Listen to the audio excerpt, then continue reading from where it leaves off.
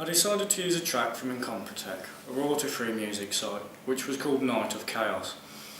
As the name suggests, it was a very eerie and suspenseful soundtrack. The instruments within the piece are strings, various coordination of synth, and a guitar.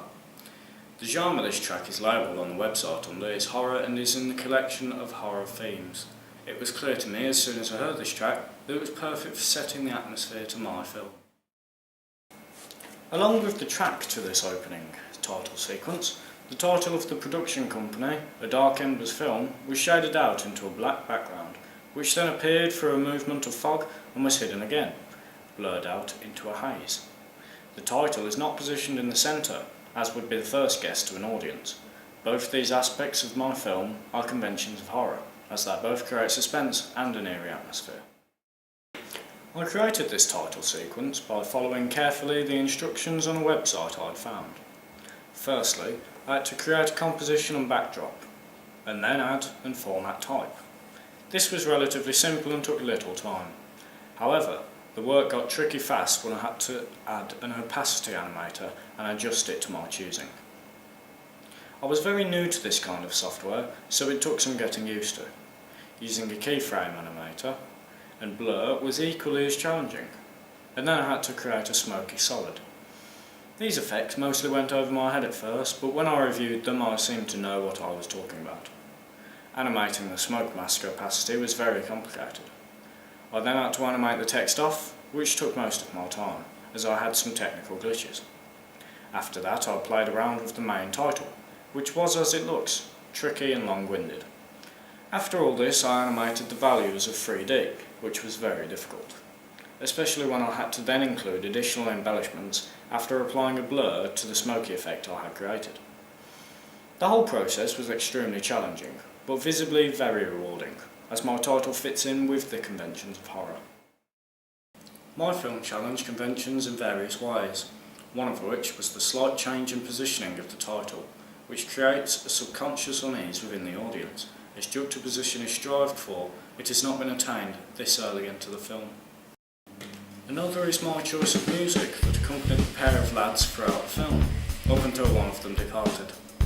This music was jovial and slightly rock and roll, if not a little jazzy. This gave the film an instantly lighter air, which is not uncommon in horrors, but is also not something a horror film would conventionally do throughout the majority of the film.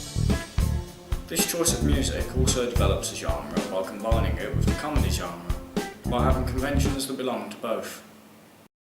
The fast cuts throughout the film that went along with a jovial backing track gave the film a sharp and refined edge, which in turn forces the audience to become uneasy and feel like the film could take a turn for the worse at any given point. The cuts make the film unstable, which rocks the audience back and forth with their own ideas of where the film could be headed.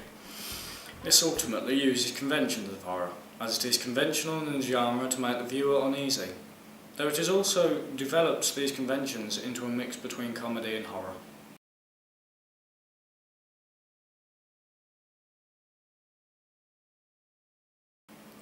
My film opening includes two characters, of who are teenagers, 18 years of age, and both presumably middle class.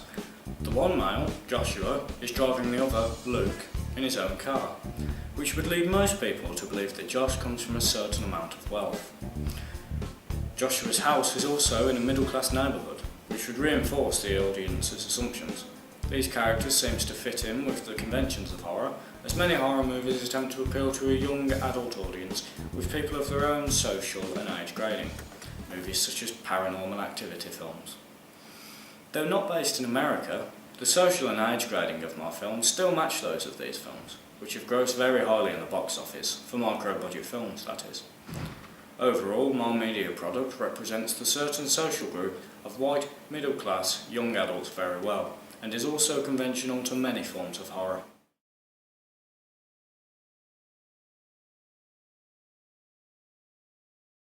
Paramount Pictures, who did the same for Blumhouse Productions, the studio who created Paranormal Activity and the subsequent sequels, would most likely distribute my film. Paramount Pictures have a history and reputation for supporting and distributing low-budget films for wide audiences, such as Jackass 3D and Napoleon Dynamite. I believe my film would therefore most likely be distributed by Paramount Pictures, as my film fits in with its own ideals and interests.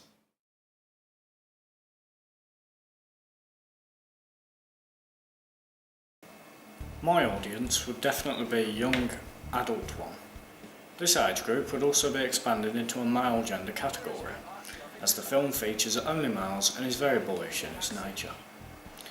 White British and middle class would be the audience that would be most attracted to this film, which is in strong relation to my film, as it includes these type of people as main characters.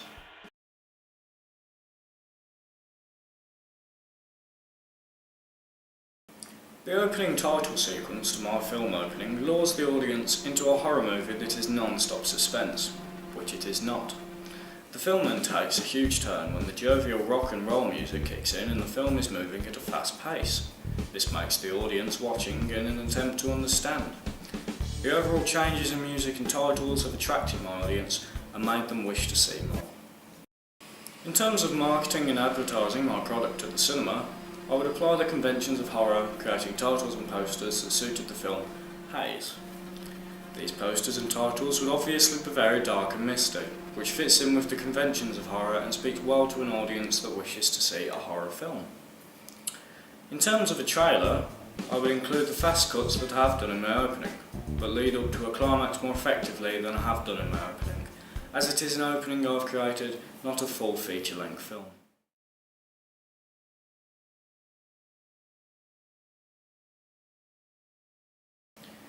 This whole process has enlightened me as to how difficult and long-winded it really is to record and edit a film, especially the editing side of things, exacerbated by the fact that I was working by myself. The Sony HD cameras I was able to use are wonderfully compact and useful.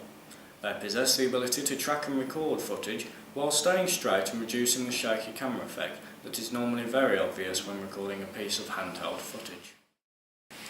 Adobe Premiere Pro was initially very difficult to get my head around, but once I had the basics in place, I was quick to pick up different aspects of the software and able to use them efficiently and effectively. Premiere Pro is extremely useful in piecing together all of my raw footage and making them into a full opening.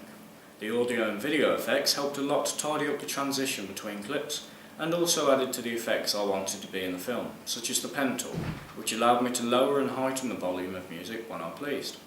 Overall, Adobe Premiere Pro is a very useful piece of software and I'm very grateful to be able to use it to edit my film. Blogging on Blogger is how I imagined it to be.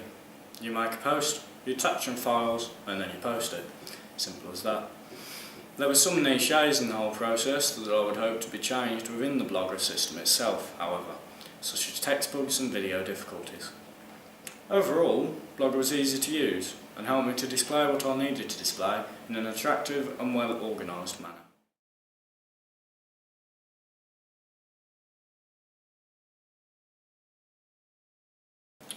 Throughout the entire process, I've worked alone.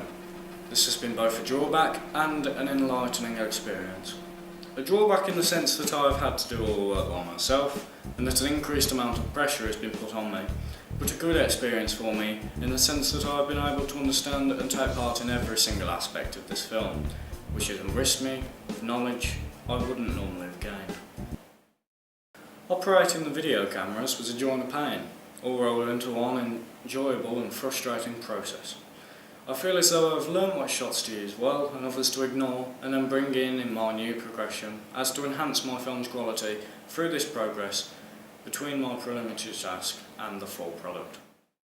Filming sequences while thinking about the 180-degree rule and match on action was not entirely difficult from start to finish, as the knowledge was ingrained from the moment I knew I was working alone. I can understand, however, how the 180-degree rule can be easily forgotten, so too with the match and action, while focusing on different and particular tasks.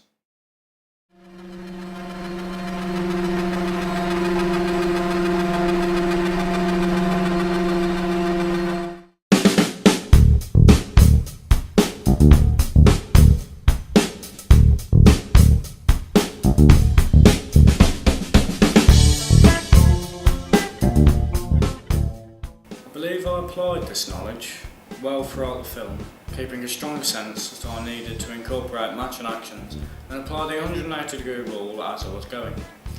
Overall, I think I did a very good job in applying my knowledge to the filming and editing side of things, and that the film has come out much better than I had imagined.